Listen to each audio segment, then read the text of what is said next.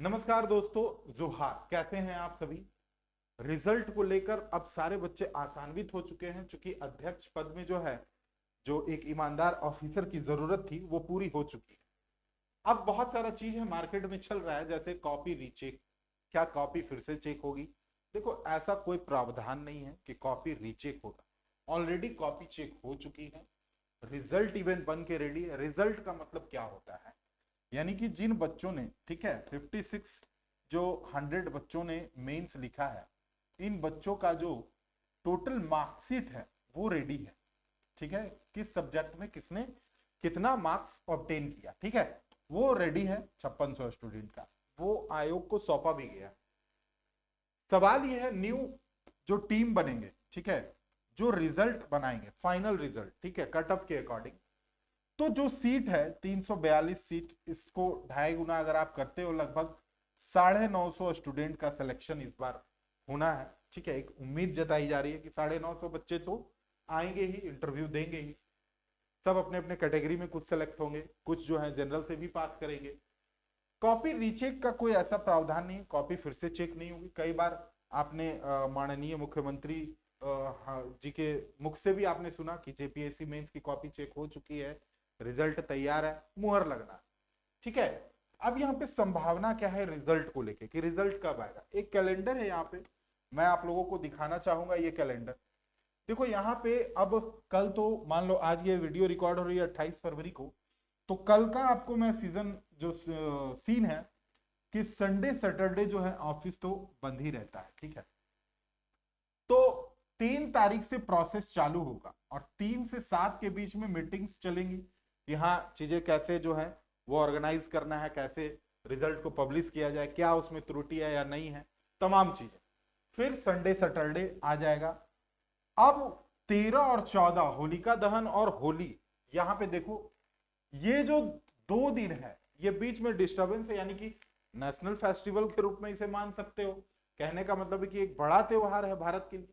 तो होली जो है आपका, ठीक है, होली के कारण रिजल्ट जो है 14 तारीख तक तो नहीं आएगी, ये तो कंफर्म है। लेकिन फिर 15-16 संडे सैटरडे बहुत चांस है कि 21-22 को, मतलब 21-22 मार्च को प्रबल संभावना है कि रिजल्ट पे मुहर लग जाएगा। और मुहर लगने के बाद इस पे जो आपको बताएं 27, बहुत चांस है कि 27 तारीख से इंटरव्यू का सेशन जो है वो प्रारंभ हो जाएगा। अब इंटरव्यू का सेशन 27 से प्रारंभ होगा, तो डॉक्यूमेंट वेरिफिकेशन 26 से ही स्टार्ट हो जाएगा। वो पूरा लिस्ट रहता है, उसमें जो है 3 दिन का जो प्रॉपर टाइम है वो लिया जाता है कैंडिडेट से। जितने भी कैंडिडेट जो हैं वो सफल होंगे तो 3 दिन का समय उस पर लिया ही जाता है। एक दिन आपका डॉक्यूमेंट का वेरिफिकेशन होगा, एक दिन आपकी इंटरव्यू चलेगी और एक दिन आपकी जो मेडिकल का प्रोसेस है वो कंप्लीट होगा। ठीक है, इतनी चीजें, ये लगभग ये प्रोसेस चलेगा आपका 10 से 12 दिन का ये प्रोसेस है, जो कि कंटिन्यू चलेगा, जिसमें कि संडे को बाद नहीं किया जाएगा, संडे भी उसमें शामिल रहेगा, वर्किंग डे में वो संडे शामिल रहेगा। सवाल ये है कि आखिर इंटरव्यू कॉल किनका आएगा? सवाल एक बहुत बड़ा ये है।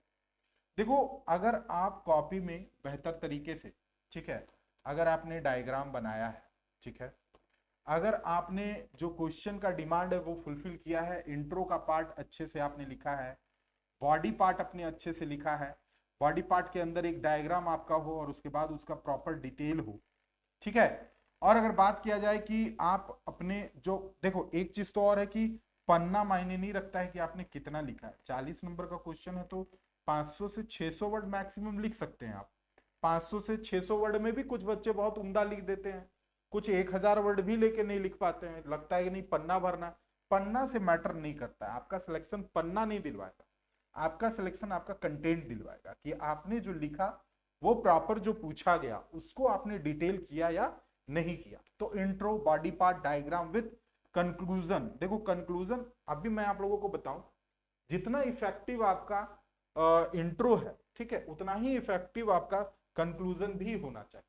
ठीक है, तो देखो नो डाउट पिछले टाइम में मान लो जिन बच्चों ने इंटरव्यू दिया, जिनका सिलेक्शन नहीं हो पाया, वो इस बार कड़ी टक्कर देंगे मेंस में, ये तो तय है। ठीक है, तो उनका क्या है, किसी का अगर 1 मार्क्स 2 मार्क्स 3 मार्क्स, मतलब 1 से लेके, ठीक है, लगभग 15 से 20 मार्क्स में जिनका भी सिलेक्शन नहीं हुआ पिछले बार, यही इस बार जो है कड़ी टक्कर दे रहा है। ऐसा नहीं है फ्रेशर्स का जो है वो नियुक्ति नहीं होगा या फिर वो नहीं सिलेक्शन लेंगे, होगा, लेकिन कड़ी टक्कर ये जरूर प्रस्तुत करते हैं। दूसरा चीज, जो फ्रेशर्स हैं उनको भी मैं कहता हूं, पहला अटेम्प्ट है, अगर आपने intro, body part, diagram, conclusion अच्छे से लिखा है, आशान्वित रहिए, इंटरव्यू कॉल आ सकता है। और अभी से मेरा मानना है पॉजिटिव रहने की जरूरत है। और अभी इलेक्ट्रॉनिक माध्यम से ई इंटरव्यू मैं चला रहा हूं, ठीक है, ऑनलाइन में इंटरव्यू का सेशन चल रहा है, यहाँ मेरा नंबर दिया गया है 777999221।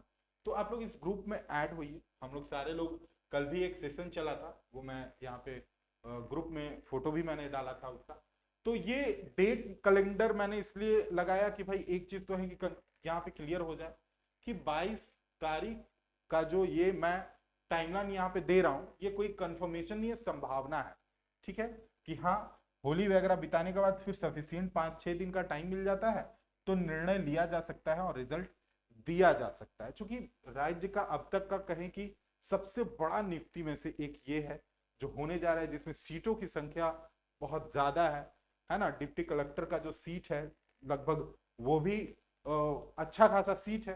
तो ऐसे में 22 तारीख वाला जो तारीख है उसके लिए हम लोग आसान्वित रह सकते हैं। और जो 27 वाला डेट है, ठीक है, देखो अगर डेट फेल भी हो गया तो उसमें ऐसा नहीं है कि उधम मचा देना, ये आप खुद से भी इसे एनालाइज कर सकते हैं। 27 से इंटरव्यू स्टार्ट हो सकती है, कॉपी रीचेक होने का वैसा कोई प्रावधान नहीं है। बाकी आप लोग ग्रुप में हम लोग ऐड होते हैं और वहां पे जो इंटरव्यू का सेशन है, टॉप 10 सवाल का मैंने वीडियो भी डाला था, वो आप लोग जरूर देखिएगा, है ना। मिलते हैं हम लोग अगले वीडियो में, थैंक यू।